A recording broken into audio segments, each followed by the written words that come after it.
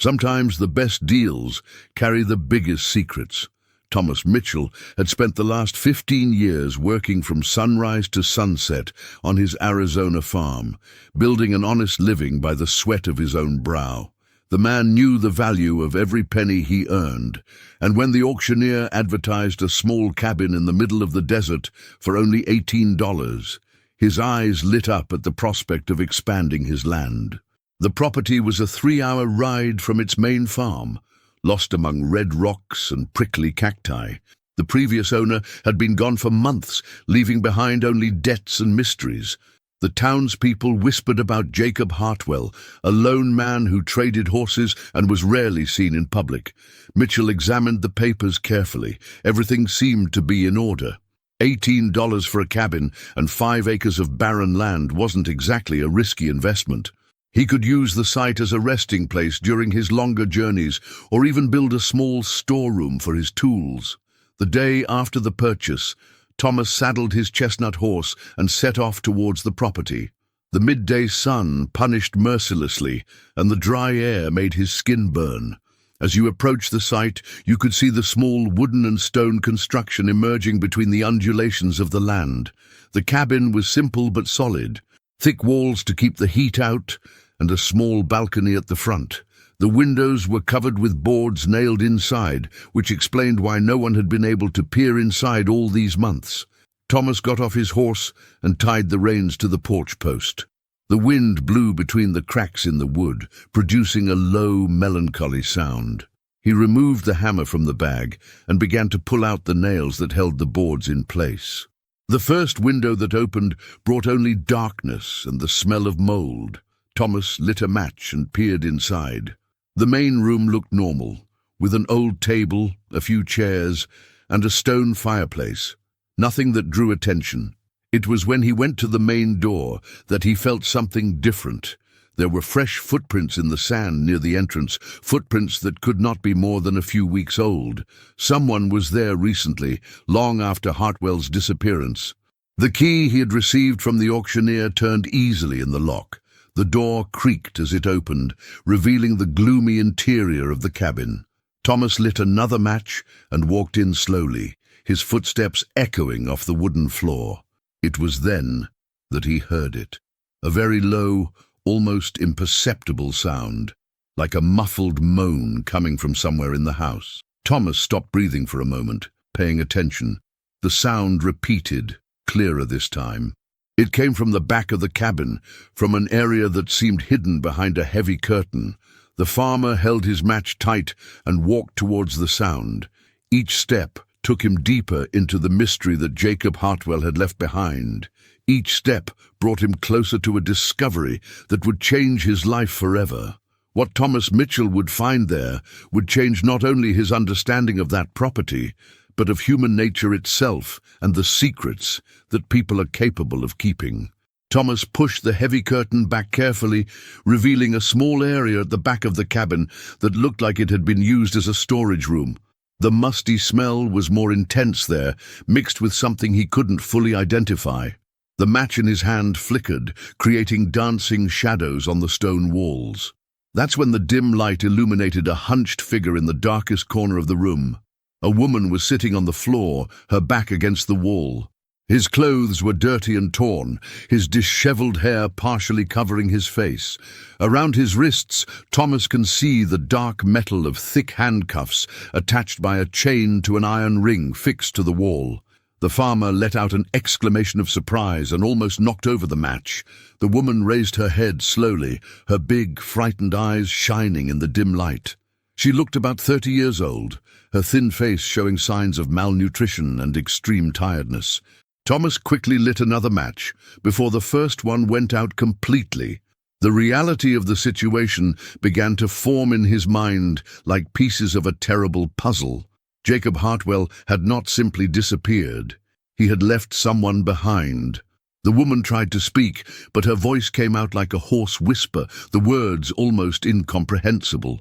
Thomas approached slowly, being careful not to scare her further. She recoiled instinctively, like a wounded animal that had learned to distrust any human movement. The farmer quickly left the hut, and returned with his flashlight and a canteen of water. When he returned to the small room, he turned on the flashlight and could see the situation more clearly. The handcuffs were heavy and old, the kind used in prisons or to transport dangerous criminals. The chain was about 2 meters long, allowing her to move a little, but not enough to reach the door. Thomas offered water to the woman, who drank greedily, her hands trembling as she held the canteen. Gradually, she was able to speak a few words. Her name was Sarah. She had been kept there for months, ever since Jacob Hartwell brought her in from a neighboring town.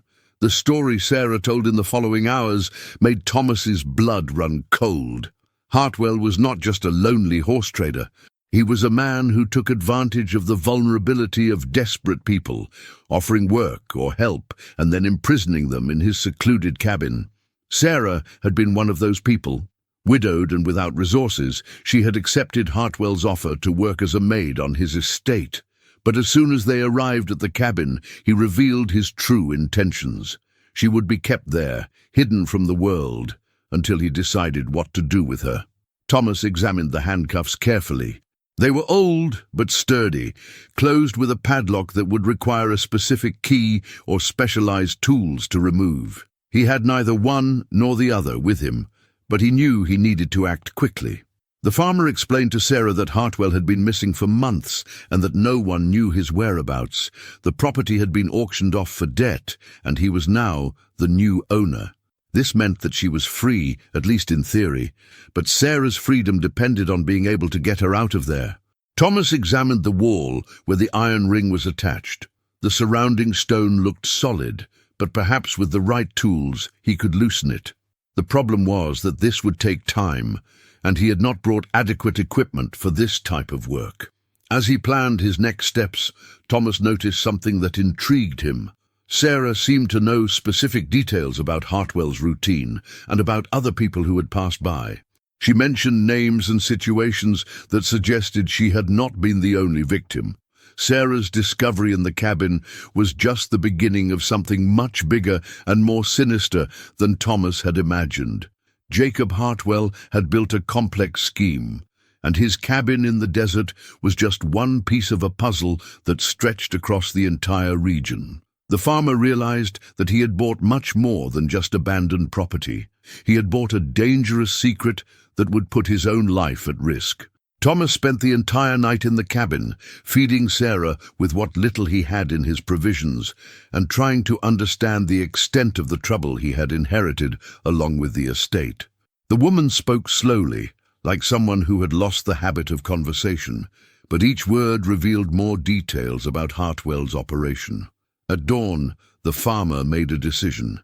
He would ride back to the city, buy the necessary tools, and return to free Sarah. But before leaving, she warned him about something that made his blood run cold. Hartwell had partners, men who came to the hut regularly to check on the situation and gather information. Sarah didn't know when they would appear again, but she knew they would.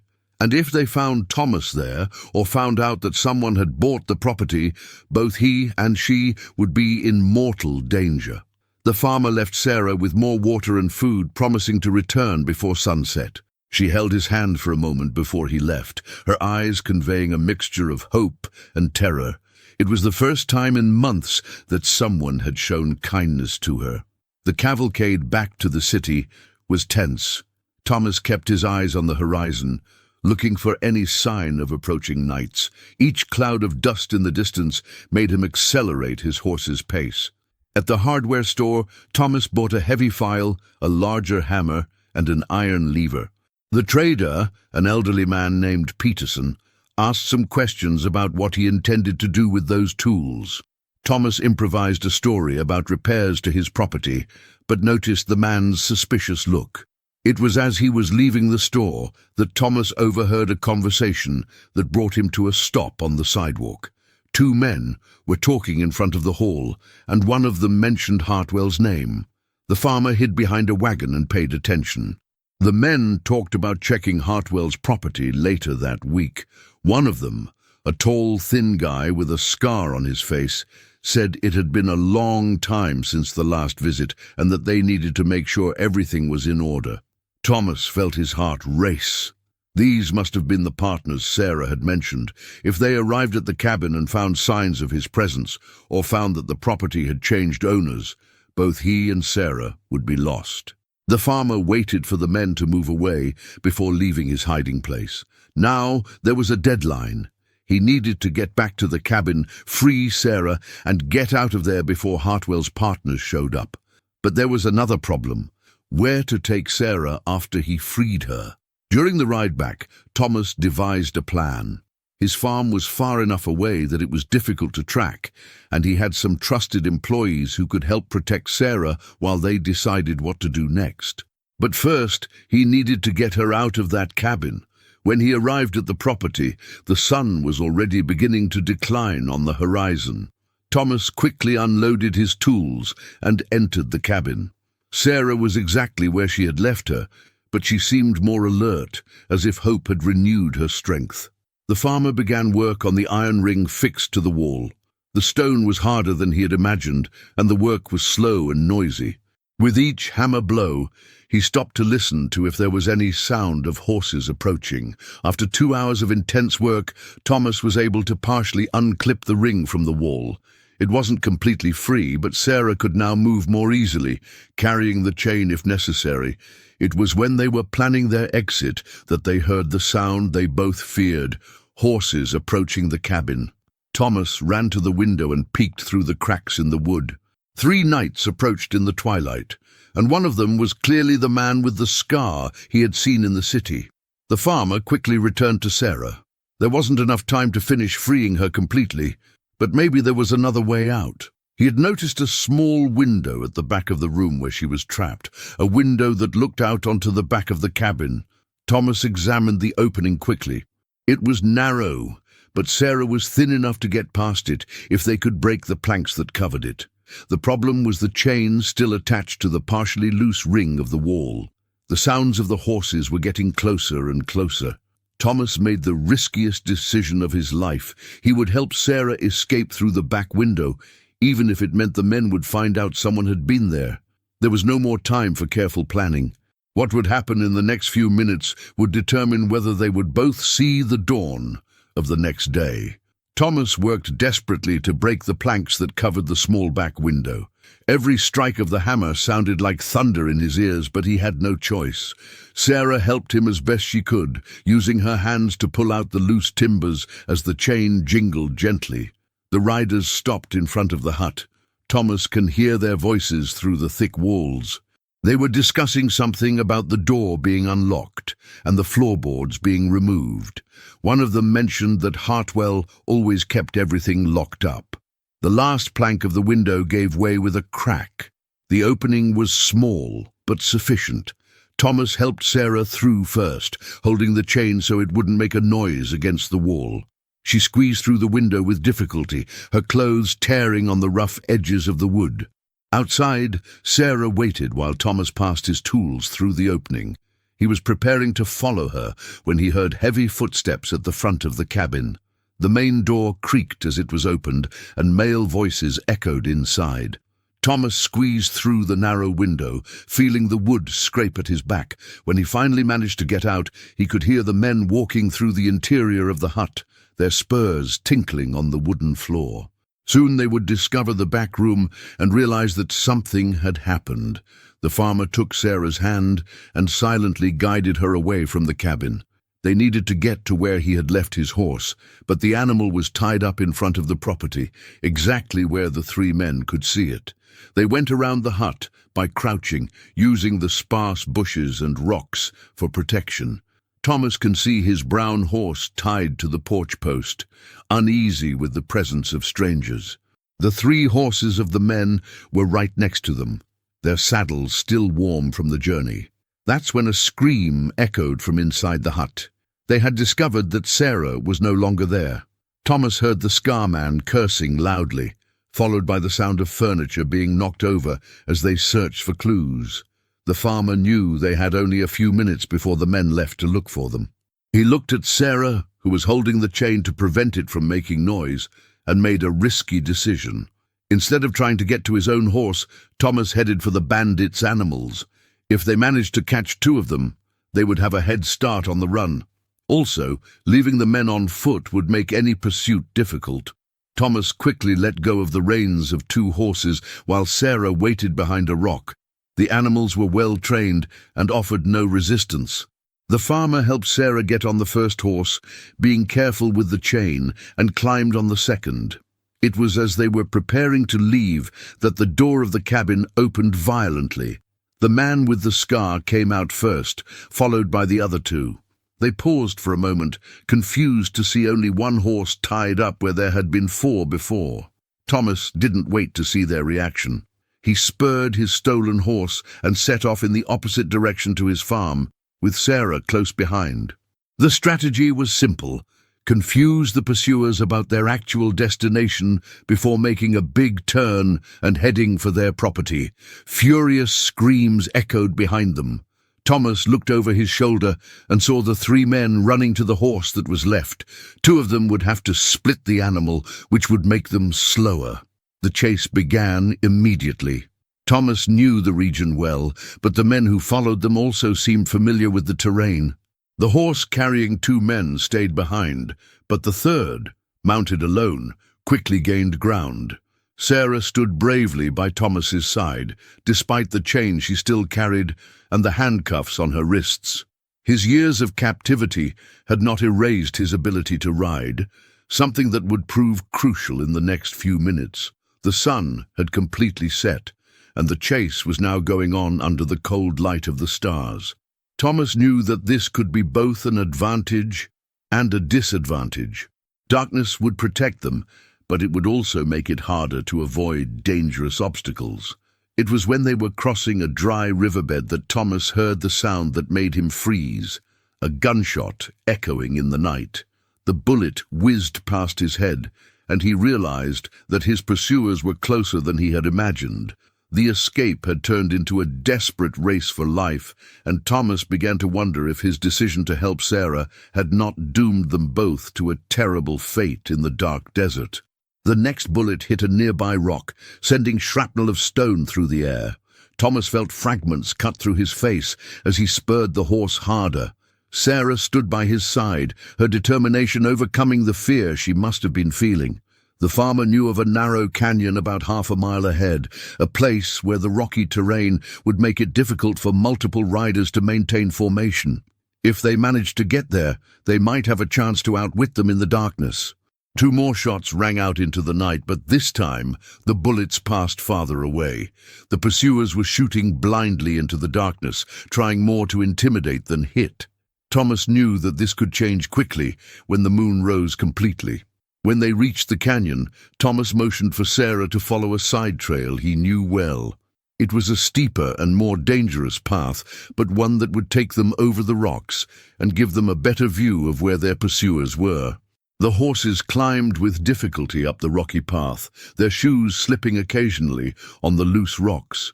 Sarah had to hold the chain firmly to prevent it from getting tangled in the animal's legs.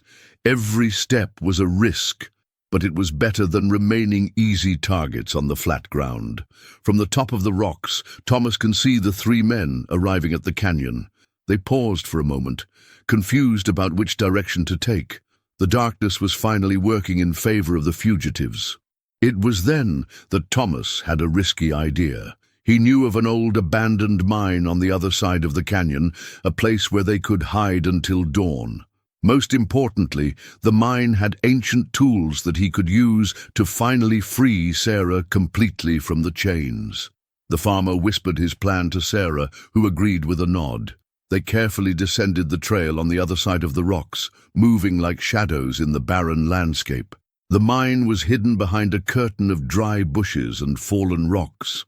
Thomas had discovered the place years earlier, during one of his expeditions to search for lost cattle. The entrance was low and narrow, but the interior opened into a natural chamber large enough to house two horses. Once inside the mine, Thomas lit a small fire using dry sticks he found scattered on the ground. The dim light revealed ancient tools left behind by miners: pickaxes, hammers, and, most importantly, a sharp chisel that would be perfect for working on the metal of the handcuffs. Sarah sat on a smooth stone, while Thomas examined the handcuffs by firelight. The metal was rusty in places, which would make the job easier. With patience and the right tools, he would be able to free her completely. The work took almost 2 hours. Thomas used the chisel and a small hammer to weaken the chain links first, then focused his efforts on the shackles themselves.